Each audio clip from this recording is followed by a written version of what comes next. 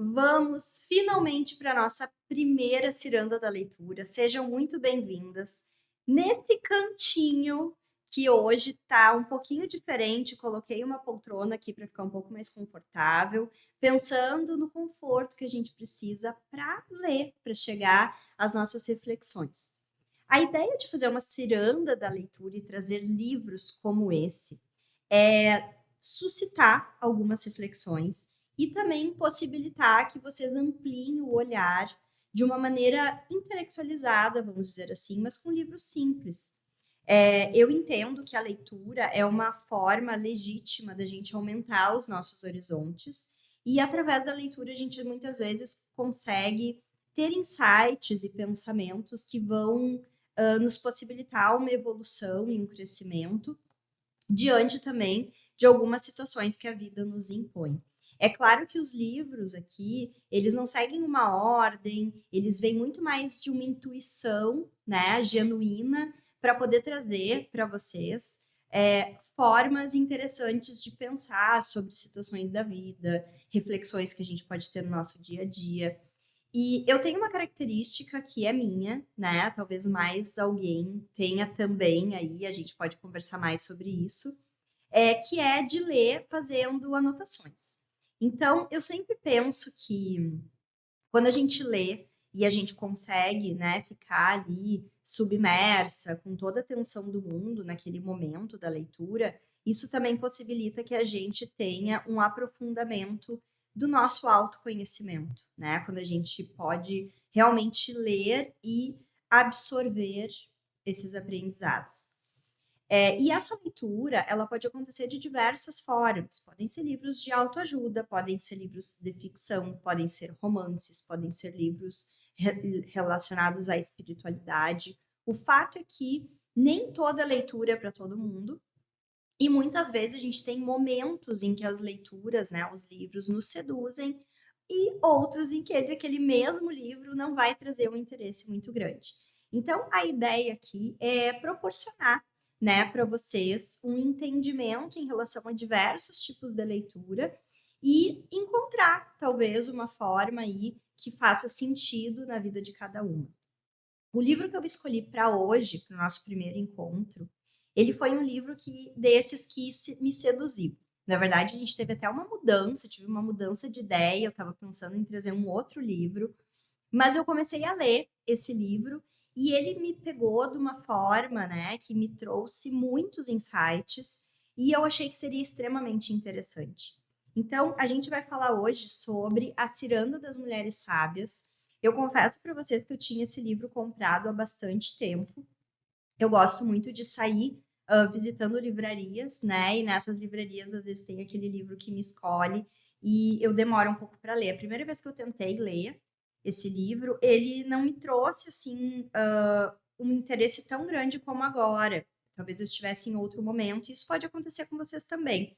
Então, uma coisa que, né, eu gostaria de deixar, assim, bem combinado, é que talvez nem toda leitura que eu indique vai trazer o interesse de vocês nesse momento, mas a ideia é fazer uma lista grande de livros e em algum momento da vida, assim, se vocês sentirem que podem, né, rever essas dinâmicas, e talvez esses livros venham fazer sentido daqui a 6 meses, daqui a 3 meses, daqui a um ano, na vida de cada um. Então, A Ciranda das Mulheres Sábias, ela foi escrita pela Clarissa Píncola Estés, que é uma psiquiatra, né? Então, a Clarissa, eu vou ler aqui para vocês rapidamente. Ela é uma poetisa e psicanalista junguiana. Ela trabalha atualmente com a família dos sobreviventes do 11 de setembro, atualmente, porque esse livro ele foi lançado logo depois, né, do ataque terrorista. Então, essa descrição aqui ela pode até estar um pouco desatualizada, mas o fato que a Clarissa ela escreveu um outro livro que foi um best-seller também chamado Mulheres que Correm com os Lobos. Eu não li ainda esse livro, mas eu tenho muita vontade de ler. Foi um livro que ganhou aí uma atenção muito grande na época que foi lançado e parece também ser muito interessante. Mas da leitura dessa autora, o interessante é que ela mistura conhecimentos psicanalíticos, então a experiência psicanalítica dela, falando muito, né, da psicanálise junguiana, mas ele não é um livro técnico de psicanálise. Ela traz de uma maneira muito bacana, assim, muito elegante, histórias que misturam ali ficção com fantasia e também provavelmente algum fato, né, que tem a ver com a realidade clínica dela, em personagens que não são reais, mas que trazem uma identificação muito grande com a gente. E ela fala muito do feminino, né? Os livros dela têm essa característica de trazerem muito o autoconhecimento da mulher, muito de uma maneira muito viva, né? A introspecção da mulher, o autoconhecimento. E eu tenho certeza que lendo esse livro vocês vão se identificar. Talvez não até como eu me identifiquei, né? Porque cada história toca no coração de cada pessoa de uma maneira diferente, mas eu tenho certeza que vocês vão ler e vão identificar vocês mesmas e mulheres que vivem no entorno e até pensar assim em mulheres ancestrais, né? Trazendo ali história de avós, bisavós, as mães e traz algumas reflexões bem importantes. Então, o que, que eu pensei em fazer? Eu gosto muito sempre de contar sobre os livros que eu leio, né? Quem me conhece sabe que nas rodas de conversa, às vezes a gente está conversando e eu digo, isso é meio característica, eu li um livro que fala exatamente sobre isso. E aí eu pensei em trazer mais ou menos essa conversa aqui entre a gente. Eu fiz algumas anotações, coisas que me chamaram a atenção, e aí eu vou trazer para vocês fazendo algumas reflexões a respeito disso. E o objetivo e até por isso que eu não dei o nome do livro antes, né? Porque algumas me pediram, me dá antes para eu poder ler até o dia. E a ideia não é essa.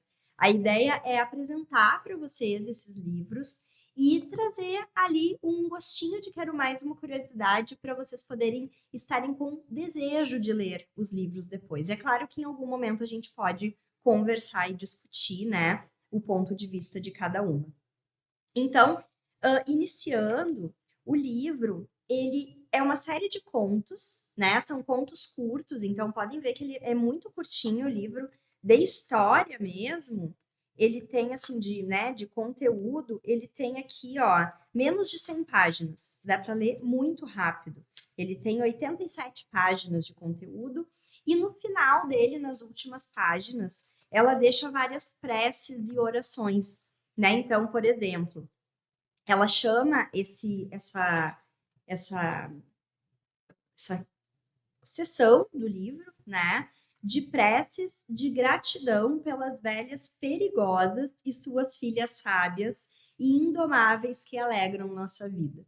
E a gente vai falar um pouco disso, de o que é ser uma velha perigosa, que é algo que ela chama, assim, que eu achei muito interessante, porque vocês vão se dar conta que todas nós ou já somos ou queremos ser velhas perigosas.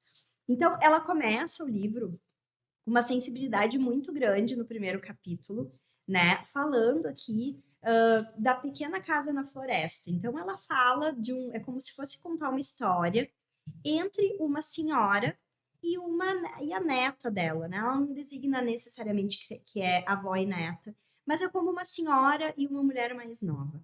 E aí essa senhora convida essa mulher mais nova para sentar, né, junto dela, perto de uma fogueira. E aí ela descreve muito bem esse cenário e a gente se sente realmente ali dentro dessa, imaginando dentro dessa floresta, como se uma velha, né, uma mulher mais velha, uma idosa, nos convidasse, então convidando essa jovem para sentar ali para um momento de introspecção.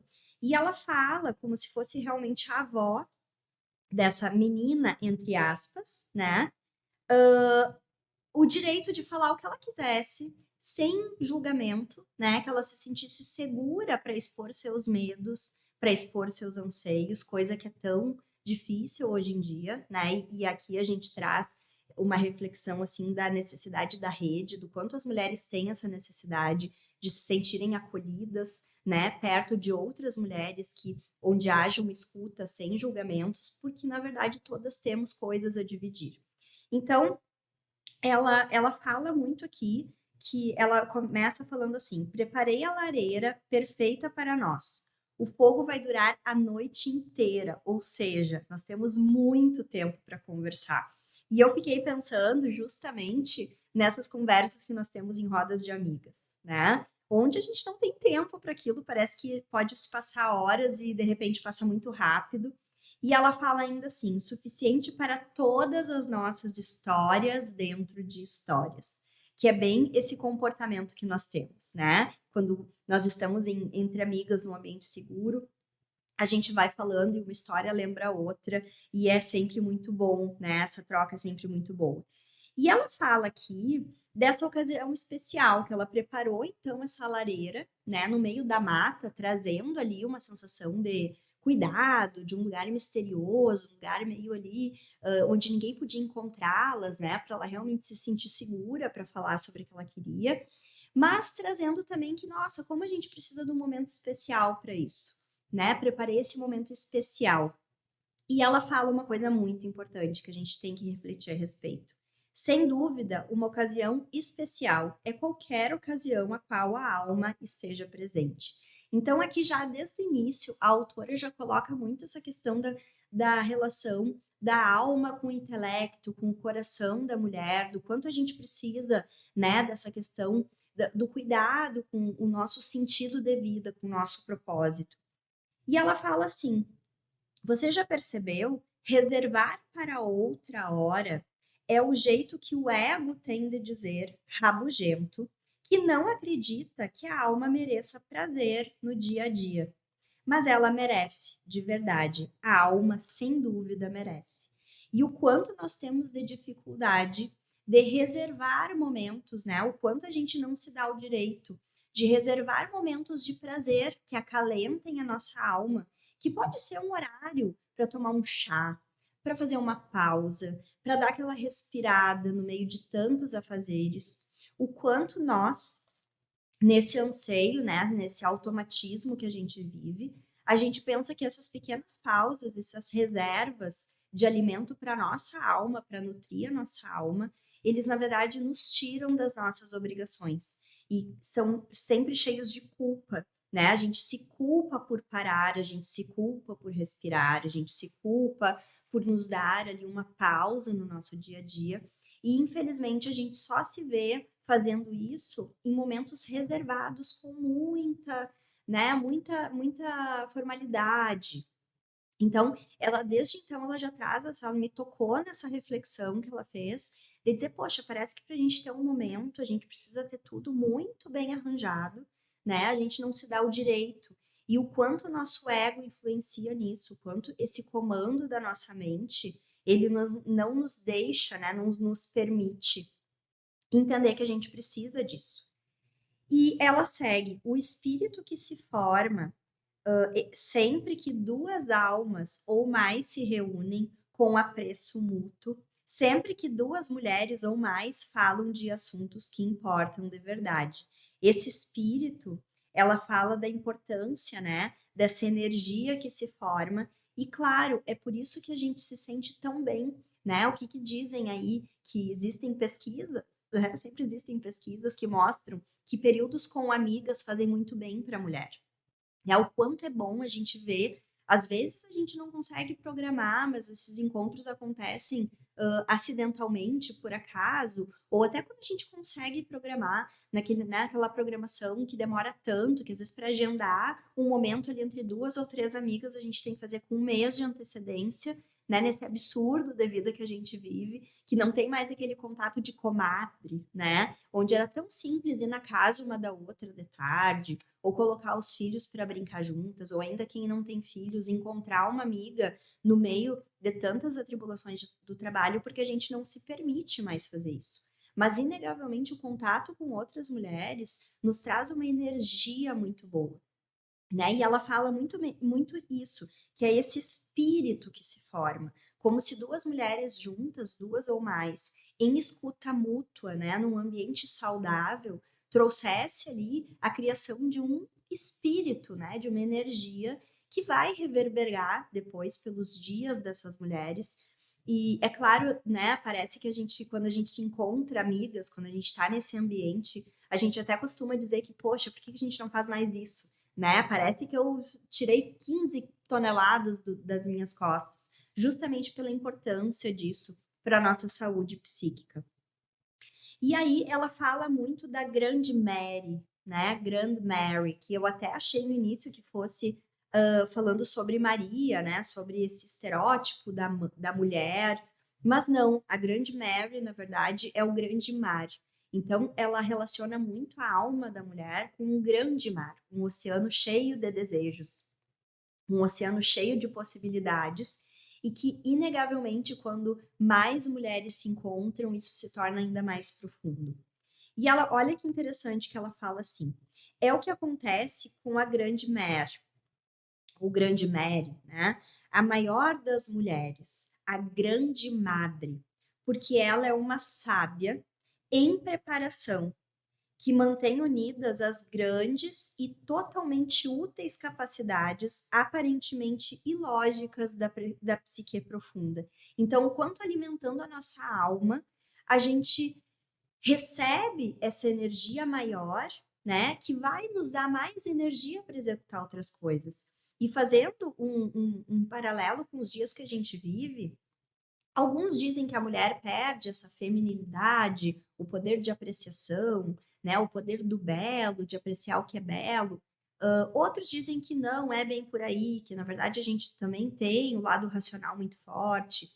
Mas o fato é que hoje a gente vive numa realidade em que nós temos muitas atribulações e essas atribulações nos tomam muito o físico e o intelectual. A gente tem que estar toda hora pensando numa logística, organizando quem é que vai levar o filho para onde, e o tempo, e olhando no relógio, e fazendo todos esses afazeres que são nossos. Então, temos os nossos afazeres e os afazeres também do nosso núcleo, né, familiar, que estão ali sobre uma organização mútua. A gente tem que fazer tudo isso caber num dia, caber em 24 horas, menos, caber em 12 horas, em 10 horas, em 8 horas. E isso exige muito da nossa capacidade intelectual. E é um estresse, né? É uma queda energética, porque o pensamento consome muita energia, né? E quem vive em grandes cidades, mais ainda, porque a gente tem toda a logística de trânsito, de tudo que a gente tem que preparar. E a gente vive um desgaste físico também, né? Porque ao passo que a gente não tem esse poder de pausa, a gente não se alimenta direito, a gente está sempre correndo, nem água a gente lembra de tomar. E a nutrição da nossa alma, então, onde fica? Porque o que nutre a nossa alma? O que nutre a nossa alma é a nossa espiritualidade, é o nosso autoconhecimento, é a capacidade de apreciação, a capacidade de fazer pausas, a capacidade de pensar propriamente, sem esse desgaste, né, que acontece nesse, nesse furor, nessa aceleração mental. E a mulher precisa disso. Normalmente nós temos isso em redes, nós temos isso naquele momento que a gente dedica a conversar no telefone com a nossa amiga, a gente tem isso quando a gente troca ideias e experiências com a nossa mãe, com a nossa avó. E é justamente isso que ela fala. Então, a importância justamente da gente manter essa conexão com a grande mãe, né? A grande madre, que seria justamente esse alimento para a alma. E, bom, eu grifei diversas coisas aqui, porque é muito interessante o olhar que a Clarissa dá para isso. Ela não traz a profundeza da alma, né, a nutrição da alma, como algo esotérico. Na verdade, quando eu li a primeira vez o livro, eu até pensei que se falavam muito mais de lados esotéricos, e não. Aqui ela fala, justamente começa a trazer, depois de falar da grande mãe, né, da grande madre, e de trazer essa história nessa floresta com a avó, a idosa, conversando, isso tudo se dá dentro desse diálogo, né, dessa idosa falando para essa mulher mais jovem: venha, se permita, senta aqui na lareira comigo, né? Se sente segura, conversa, o nosso tempo é grande, nós temos a noite toda. A lareira vai durar muito tempo para contar histórias dentro de histórias. E quando ela fala da grande mãe, ela começa a trazer esse lado mais paradoxal e faz a gente entender que dentro de uma grande mãe existe uma pequena menina também. E aí ela traz justamente a questão de que essa velha né, essa idosa, ela mora dentro da gente e ela é o nosso lado sábio, que na verdade conversa com o nosso lado imaturo o tempo todo. E aí podemos chamar isso da profundeza da psique, quando ela fala, né, da grande Mary, do grande mar. A gente pode falar isso sobre intuição, que na verdade é aquela vozinha que fica ali no nosso ouvido, sempre que a gente tem uma decisão para tomar, que a gente está numa situação difícil, a gente tem essa que a gente chama de intuição, né? Que é como se alguém nos conduzisse realmente, mas para a gente poder dar asas a essa intuição, a gente precisa realmente alimentar a alma e apostar nesse nosso autoconhecimento, conseguir esses momentos de pausa, porque dentro do tumulto do dia, essa voz fica silenciada ou nós ensurdecemos para essa voz. Então, ela fala aqui dos atributos paradoxais do que é grande e do que é ser sábia, né? Do que é ser grande, o que é ser sábia. E ao mesmo tempo estar sempre à procura de novos conhecimentos, como uma jovem mais nova, né? Uma mulher mais nova. Ser cheia de espontaneidade e confiável, ser loucamente criativa e obstinada, ser ousada e precavida, abrigar o tradicional e ser verdadeiramente original. Espero que você entenda que todos esses atributos se aplicam a você, de modo geral e em detalhes, ou seja, essa ambiguidade que faz a mulher. Ora, nós somos muito maduras, ora, nós somos muito imaturas, ora, nós somos muito volúveis, ora, nós somos muito céticas, ora, nós somos muito intelectualizadas, ora, nós estamos ali brincando, né, com os nossos filhos no chão. Então, essa ambiguidade que faz esse paradoxo da mulher, que muitas vezes é visto, né, como uma forma errada de ser, quantas vezes nos falam, né, que nós somos instáveis, nós somos muito emocionais, na verdade essa é a nossa construção, porque aqui, segundo a Clarissa, nós somos feitas de uma psique que abriga uma velha senhora e uma jovem em construção, o tempo todo, independente da idade que nós tenhamos. Então, nós somos sempre uma velha abrigando uma jovem e uma jovem vivendo, né, nessa maturidade do que seria uma mulher mais sábia. E ela fala aqui, então, do arquétipo da mulher sábia, né? Qual é o arquétipo da mulher sábia? O arquétipo é como se fosse o estereótipo, né? O que que parece, o que que representa a mulher sábia? Então, a gente pensa na mulher sábia como uma mulher idosa, por isso que ela começa aqui a trazer essa ideia de que, na verdade, quem está lá no meio dessa mata, quem está nessa profundeza, quem está conversando na lareira, é uma mulher com ela mesma, né? Quando ela coloca esses dois lados para conversar.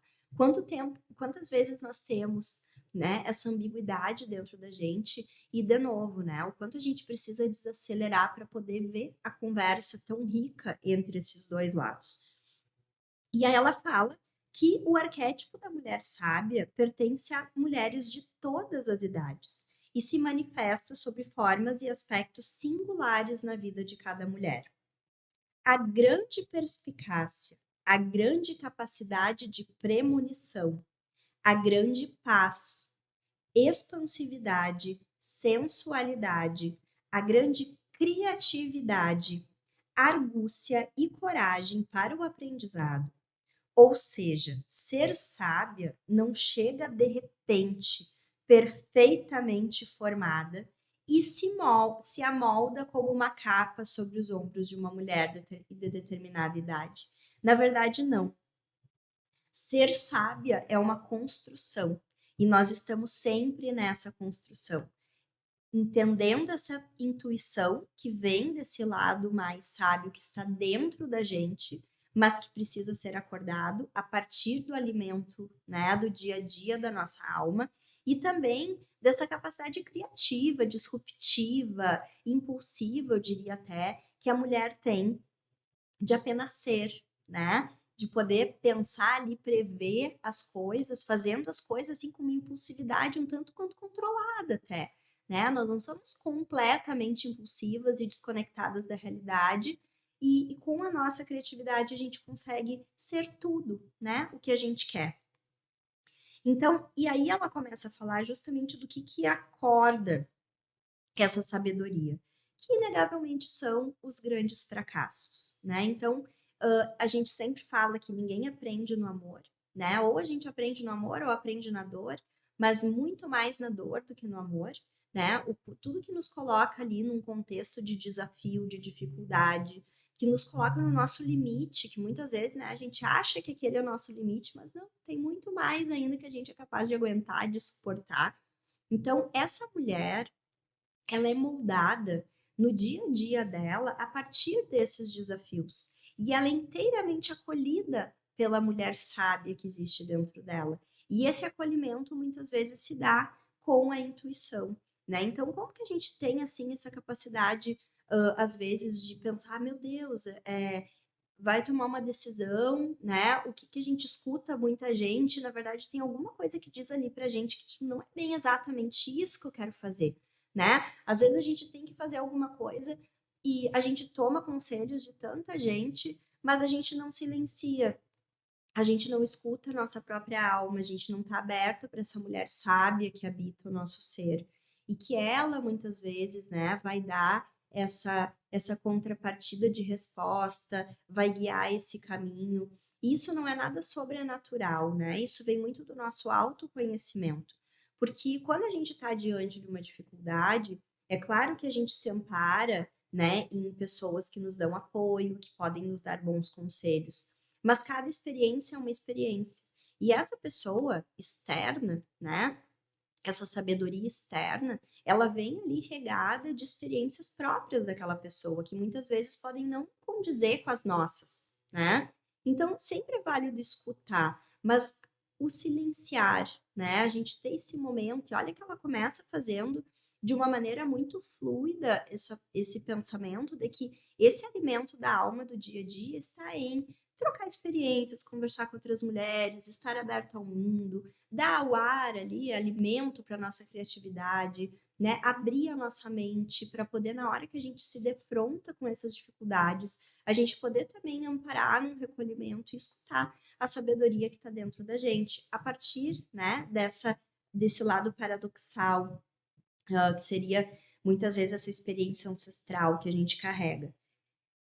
Então, ela fala muito, né, que por onde vem, né, esse aprofundamento, justamente de enormes fracassos, que eu acredito que aqui, né, pelo, pela vibração que nós temos nesse grupo, todas já tiveram em algum momento da vida, né, já passaram pelos seus grandes fracassos. Eu costumo dizer muito que a mulher de 40 anos, né, ela tá ali, ela é o perfeito retrato disso, né, porque ela tem uma idosa dentro dela, no sentido de uma mulher que já passou por muitas coisas, mesmo em pouco tempo de vida, né, inegavelmente nos 40 anos nós já passamos por dificuldades, que nos colocaram à prova, não que sejam as únicas, porque nós sempre nos mantemos em evolução. Então, outras coisas podem vir, mas a gente encara esses desafios com uma sabedoria diferente do que da primeira vez, por exemplo. Né? Então, é um momento ali onde existe essa integração muito grande. E esses fracassos, a elevação do espírito, decisões equivocadas e recomeços impetuosos, né? Porque, inegavelmente, a gente precisa passar por tudo isso e recomeçar. E aí a gente traz isso como um ressignificado, a gente consegue transformar essa dificuldade em sabedoria.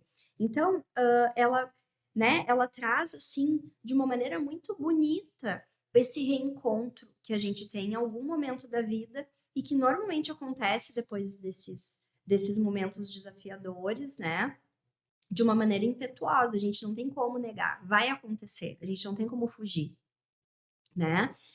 E aí ela fala: o orgulho e o esplendor de ter sido mãe de uma mulher que se tornou mãe, a conexão com a maternidade que traz essa conexão para as nossas próprias mães, né? Ou ali para a mulher que está nos regendo, que está em rede, e o quanto essa construção da maternidade ela é importante nesse circuito de experiência. E é claro que as mulheres que não se tornam mães vão ter também nessas experiências de outra forma. Eu participei, né, de uma palestra esses dias, de uma de uma pesquisadora, de uma, né, intelectual, uma mulher intelectual muito, ela é maravilhosa, a Vera, que ela fala muito do maternalismo, né? Então também o quanto o nosso conceito de sabedoria vem regando ali a maternidade, mas é claro que não é só isso, né? Mas a importância dessa conexão ancestral, né? O quanto é importante a gente tomar por exemplos. E existem teorias, né?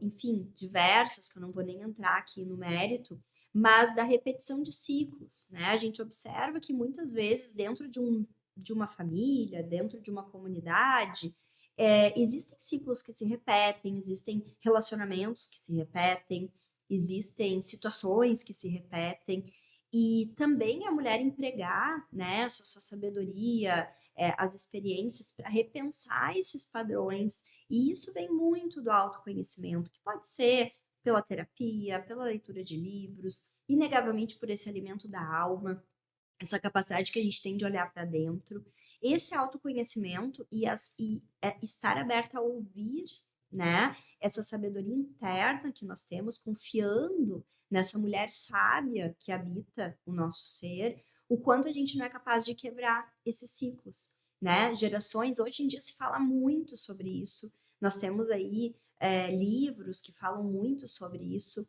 da capacidade que nós temos de espelhar experiências que nós mesmas vivemos, né? E que a gente pode aí pensar na psicanálise de Freud, né? Pensando no contexto familiar, o que passa de mãe para filho. São teorias, e Jung já fala em outros conceitos, mas o quanto a gente repete padrões e, de certa forma, ampliando o nosso autoconhecimento e entrando de uma maneira profunda nesse lado paradoxal da mulher jovem e da mulher sábia, né, que existe dentro da gente, a gente consegue muitas vezes quebrar esse ciclo, né? E justamente tratar as novas gerações de uma maneira em que intempéries não voltem a acontecer. Então, e aí, por outro lado, ela fala aqui das mulheres maduras, né? Que muitas vezes a mulher madura, ela é vista assim como uma mulher fria, que não precisa de ajuda, né? Uma mulher que ela não é tão vulnerável. E essa falta, eu vou botar bem entre aspas aqui, né? Essa falta de vulnerabilidade, o quanto ela nos afasta desse lado mais humano, porque fica tudo ali naquela mulher madura, né? A mulher madura ali, ela é capaz de fazer tudo, ninguém pergunta como é que ela tá, ninguém pergunta o quão sobrecarregada ela está. Essa mulher madura, parece que ela amadureceu ali pelos intempéries da vida, ela foi resgatada, ela foi cuidada, né, em algum momento que ela precisou por uma rede e de repente ela está bom, tá pronto, então você não precisa de mais nada, agora você já é uma mulher madura e ela fica aqui. Também precisam de carinho, orientação para florescer numa estação atrás da outra, porque na verdade, dentro dessa mulher madura, ainda existe aquela mulher jovem, impulsiva, que vai cometer erros, que vai ficar perdida muitas vezes, que não vai saber como agir, e isso é o lado paradoxal. Então, ela descreve de uma maneira muito interessante, né, o que é esse crescimento da mulher, o que é que, na verdade, ao mesmo tempo que a gente passa por desafios, a gente mantém esse lado vulnerável dentro da gente, mas o quanto é difícil expressar isso depois de um certo período. Por quê? Porque nós somos educadas a sermos fortes o tempo todo, né? Então, assim, eu preciso ser forte, eu preciso transpor barreiras, eu preciso mostrar que eu sou capaz. E aí, dentro dessa análise paradoxal também, quando a gente acolhe o nosso lado, vejam que no início do livro, né, novamente, ela fala que uma anciã está acolhendo uma jovem. No momento que a gente permite que a nossa anciã acolha a jovem que existe na gente, nós estamos nos permitindo errar, nós estamos nos permitindo fazer coisas pela primeira vez, né? Nós estamos nos permitindo manter a elevação do nosso espírito, o crescimento do nosso ser, porque nós sabemos que nós temos uma mulher sábia que está norteando uma mulher que não é tão sábia assim.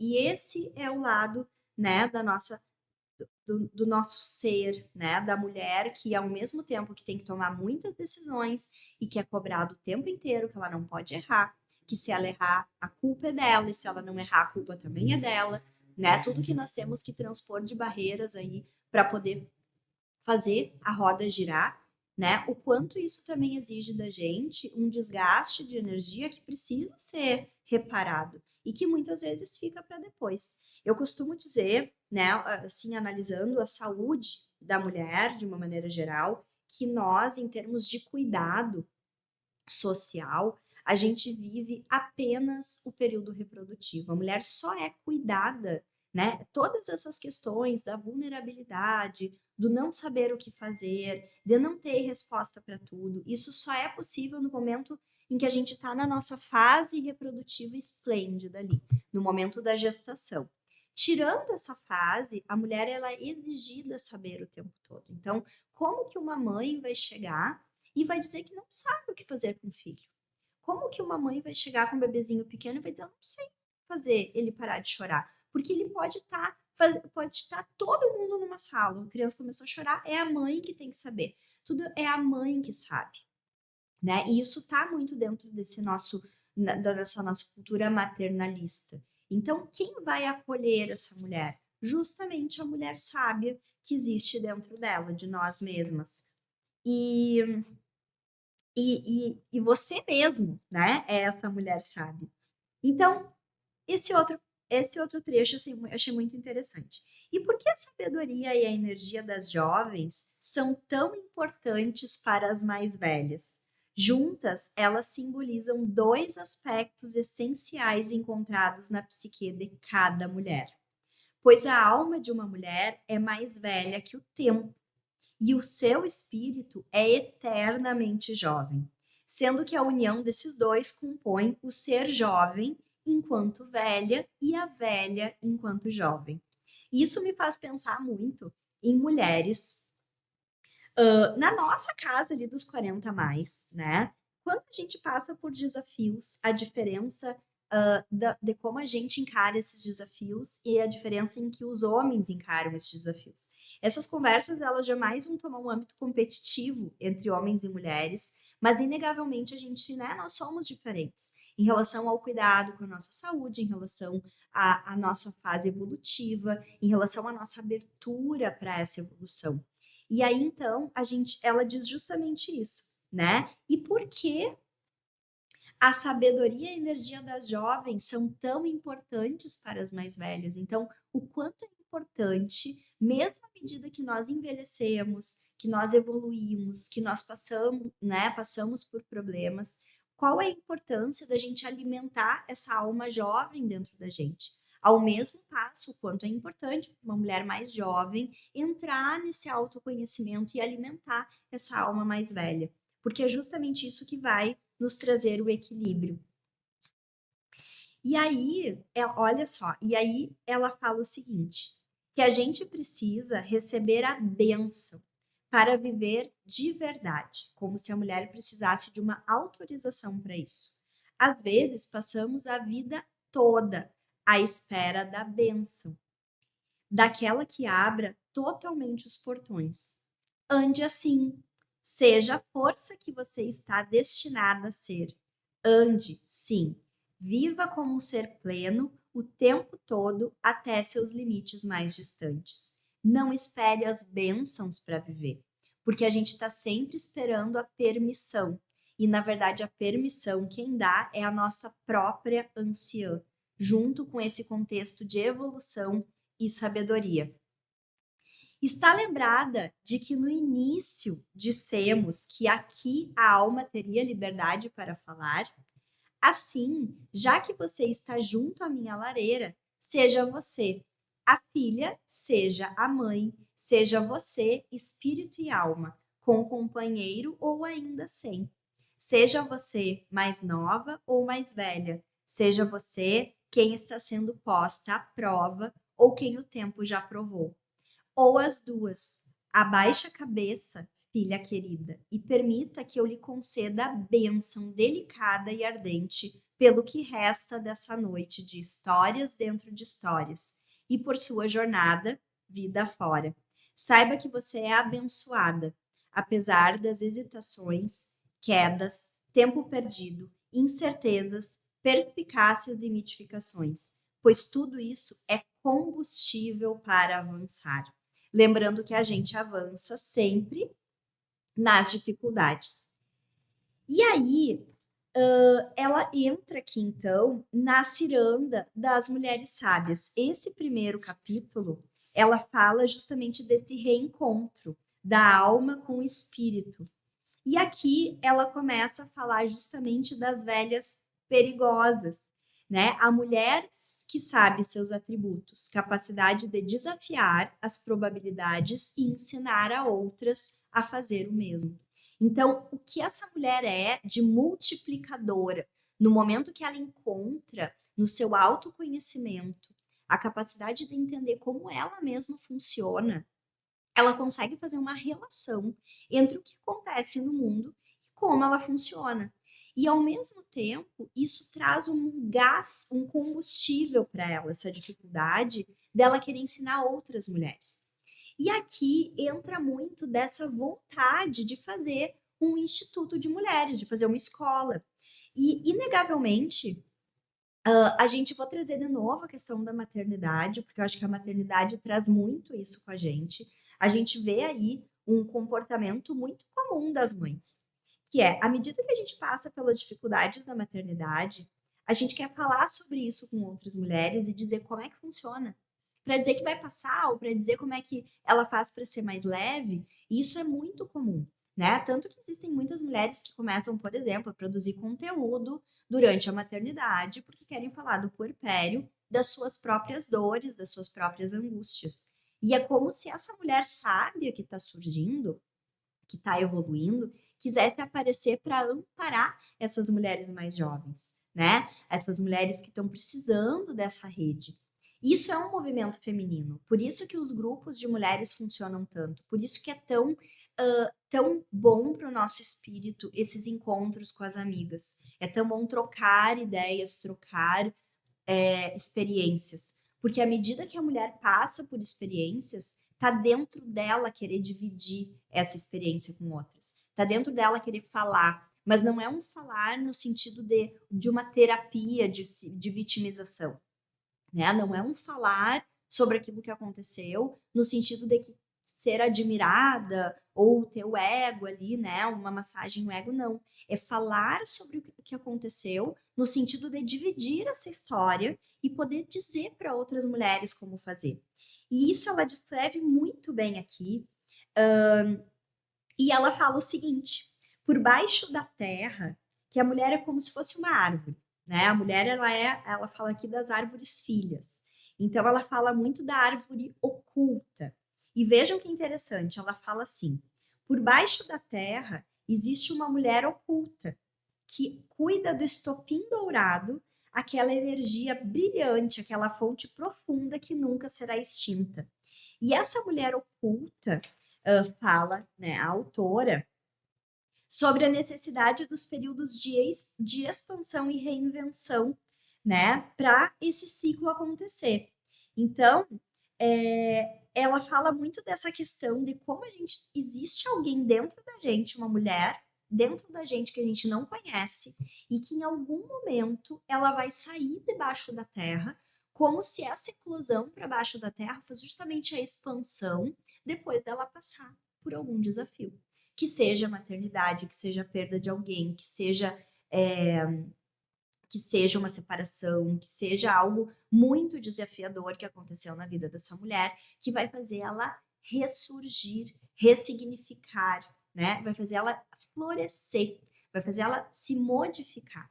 Então, nesse ponto, existe dentro da nossa psique duas formas de agir. Existe uma forma que vai ficar reclusa, que vai ficar ali ancorada no passado, que vai ficar remoendo coisas. Essa forma, ela nunca vai sair da Terra. Ela vai continuar oculta. Essa mulher que não se permite aprender com as dificuldades, e eu não digo aqui que existem maiores ou menores dificuldades, a gente nunca julga a dificuldade de ninguém. O fato é que a vida, ela não é fácil, a vida é dura, a vida é ruim, né? A vida é uma coisa, a gente romantiza a nossa vida, mas a vida é sofrimento, né? A vida é uma dificuldade atrás da outra. E ou a gente, né, romantiza isso, ou a gente fica reclusa, então essa mulher que fica reclusa, que ela não desabrocha, ela não ultrapassa essa dificuldade do florescimento, ela será sempre uma árvore oculta. E ela fala aqui do estopim dourado. O que é o estopim dourado? É justamente esse clique, né? É justamente essa mudança que essa mulher precisa acontecer, que é uma energia que nunca acaba. Ou seja, se ela passar por uma dificuldade na juventude, ela vai ter esse florescer. Se ela passar de novo por outra dificuldade depois, ela vai ter isso para florescer. Essa energia, né, que acompanha a vida da mulher. E aí ela fala das dificuldades. Então, o quanto de dificuldade a gente vive na nossa vida, né? E as respostas para essas dificuldades normalmente estão dentro da gente. Então, é sempre essa conexão dessa mulher mais sábia com essa mulher mais impulsiva, dessa mulher mais conhecedora, dessa mulher mais resignada, dessa mulher mais resiliente, com uma mulher que está sempre em evolução, que está sempre em expansão, mas é a importância da gente se abraçar, né? A importância dessa conexão paradoxal das duas. E aí, para isso, né, juntando o que a mulher precisa, então, o que faz esse alimento da alma da mulher? E eu vou finalizar falando aqui justamente dessa reflexão que ela faz, né? Porque para mim isso resume tudo, né? O que alimenta a nossa alma? O que é importante, né? Para a gente continuar nessa dança da vida, da gente poder ressurgir, da gente poder florescer, da gente poder expandir diante dos desafios. Então, ela fala assim que a gente não sabe exatamente com que precisão isso vai acontecer. É claro que diante de um desafio, né, a gente tem um período, né? A gente tem ali um período de evolução. Não é que vai acontecer algo e que no outro dia tudo vai mudar. Muito pelo contrário, né? Quanto mais ansiosas nós estejamos, quanto mais preocupadas com esse período de evolução, mais difícil é. Porque uma das coisas que se exige, né, que exige da gente para a gente poder evoluir é justamente a reflexão sobre isso que aconteceu. É a reflexão das repetições. Vocês já devem ter percebido na vida de vocês, né? A gente chega um momento que a gente pensa, meu Deus, vai acontecer de novo isso. E vai acontecer de novo. Eu estou no emprego, e aí acontece de novo de eu ter um chefe do mesmo jeito. Aquilo ali está trazendo algum aprendizado para a gente, né? É alguma coisa que a gente precisa. E eu aprendi uma vez, né, quando eu comecei a estudar um pouco mais essa parte de desenvolvimento, que para nossa própria saúde mental, muitas vezes é preciso dentro de um turbilhão de coisas que acontecem, e acontecem de novo, e acontecem de novo, e parece que a gente toma um fôlego e vai acontecer exatamente do mesmo jeito. É preciso a gente parar e se perguntar: o que eu preciso aprender com isso? Né? Tá na hora, isso faz parte do autoconhecimento. Porque senão a gente entra naquela ciranda, literalmente, né? De fatos que ocorrem recorrentemente. E a gente não aprende com eles. Então ela fala assim, que o que é importante para a alma da mulher, para ela poder entrar nessa conexão? E aí, muito do que se fala, né, do feminino, o que a gente precisa, né, para abastecer o nosso feminino? Sair dessa correria, sair da panela de pressão. Ela traz aqui uma reflexão dessa mulher mais sábia para a mulher mais jovem, né, que pergunta: como que eu vou saber o que eu tenho que fazer? Né? Eu vou ler livros, eu vou ter aulas, eu vou botar em ação algumas coisas, nada disso, né? A gente precisa da poesia para explicar a força vital de uma mulher. Então ela fala assim: a poesia passe necessária para explicar a força vital de uma mulher. A dança, a pintura, a escultura, os ofícios do tear e da terra, O teatro, os adornos pessoais, as invenções, escritos apaixonados, estudo em livros e nos nossos sonhos, conversas com outras que sejam sábias, o atento intuir, refletir, sentir e pressentir.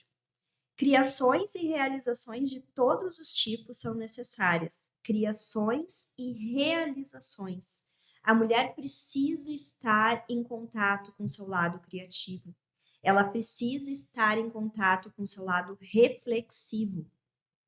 Ela precisa estar alimentando a sua mente. Ela precisa estar com a mente em evolução para ela poder criar dentro dela mesma as respostas que ela precisa para passar pelos desafios.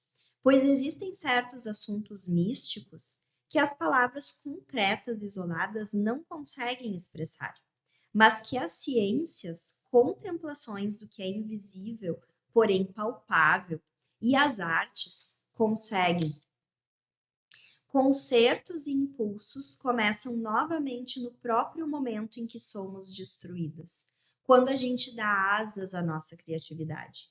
Então, a importância desse alimento da alma, dessa conversa da nossa mulher sábia, acolhendo essa mulher que errou, acolhendo essa mulher que está em dificuldade, acolhendo essa mulher jovem, que pode ser de qualquer idade, se permitir, né? E ter sempre assim, se a gente precisa de uma bênção para viver, que seja da gente mesmo, que a gente mesmo dê essa bênção. Porque tem gente que espera a bênção a vida inteira. E se a gente esperar essa bênção de permissão do externo, a gente nunca vai ter. Então, a importância da gente se conectar com o nosso próprio paradoxo, trazendo as nossas histórias como uma maneira de evolução, de se perguntar o que eu preciso aprender com isso e de colocar em prática de uma maneira ativa esse lado criativo que nos faz ressignificar os nossos reencontros com a gente mesmo. Então, esse livro, ele é fundamental que a gente leia fazendo reflexões, que a gente leia fazendo pausas.